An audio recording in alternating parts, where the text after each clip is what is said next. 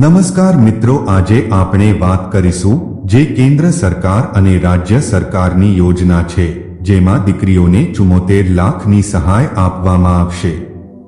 તો આ યોજના માટે અરજી કેવી રીતે કરવી, કયા કયા ડોક્યુમેન્ટની જરૂરત પડશે, કઈ જગ્યાએ અરજી કરવી પડશે તેની આપણે સંપૂર્ણ માહિતી આ વિડીયોમાં મેળવીશું।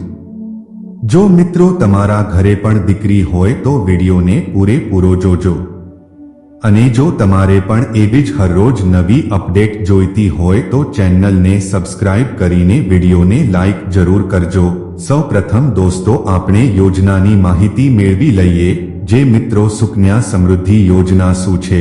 તો દોસ્તો સરકાર દ્વારા દીકરીઓના ભવિષ્યની ચિંતા માટે સરકાર દીકરીઓને ભણવા અને તેમના લગ્ન માટે 250 રૂપિયામાં 4 લાખ રૂપિયા તેમને સહાય આપે છે।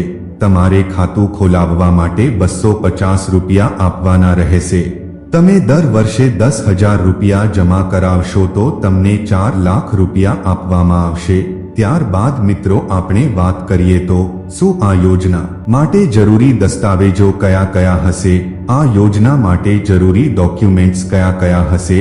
તો મિત્રો ચલો હું તમને આ યોજનાના જરૂરી એવા ડોક્યુમેન્ટ્સ બતાવી દઉં। દોસ્તો નંબર 1, દીકરીનું આધાર કાર્ડ જો બનાવેલું હોય તો।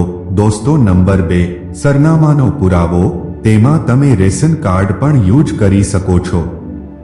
નંબર 3, માતા પિતાનું પાન કાર્ડ। નંબર 4, માતા પિતાનું આધાર કાર્ડ।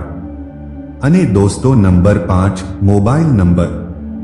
તો મિત્રો તમારે આટલા ડોક્યુમેન્ટ્સની જરૂરત પડશે।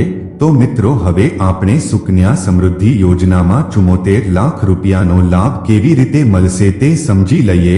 જો મિત્રો તમે દર મહિને 1,000 રૂપિયા જમા કરાવશો તો દીકરી જ્યારે 18 કે 21 વર્ષની થાય ત્યારે તેમને 5,70,000ની સહાય આપવામાં આવશે।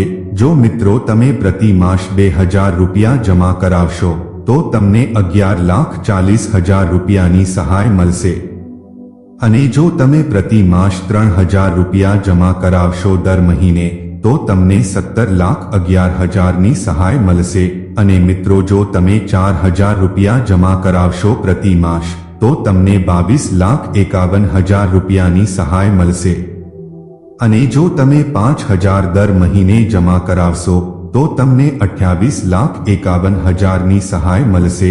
અને જો મિત્રો તમે હર મહિને 12,500 રૂપિયા જમા કરાવશો તો દોસ્તો 73,90,000 રૂપિયા દીકરીના ખાતામાં જમા થશે।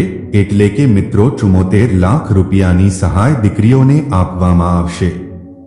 ત્યારબાદ વાત કરીએ તો મિત્રો જે સુકન્યા સમૃદ્ધિ યોજના અરજી ફોર્મ છે તેને કઈ રીતે મેળવવું? તો મિત્રો તમારે કોઈ પણ નજીકની પોસ્ટ ઓફિસ અથવા કોઈ પણ બેંક શાખામાં જવાનું રહેશે અને ત્યાં જઈને તમારે સુકન્યા સમૃદ્ધિ યોજનાનું અરજી ફોર્મ મેળવવાનું રહેશે।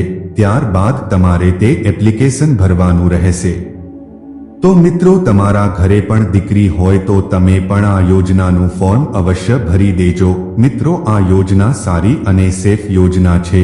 તો મિત્રો આ હતી આજની માહિતી। જો તમને માહિતી પસંદ આવે તો વિડીયોને લાઈક કરી દેજો અને ચેનલને સબસ્ક્રાઇબ भी અવશ્ય કરજો।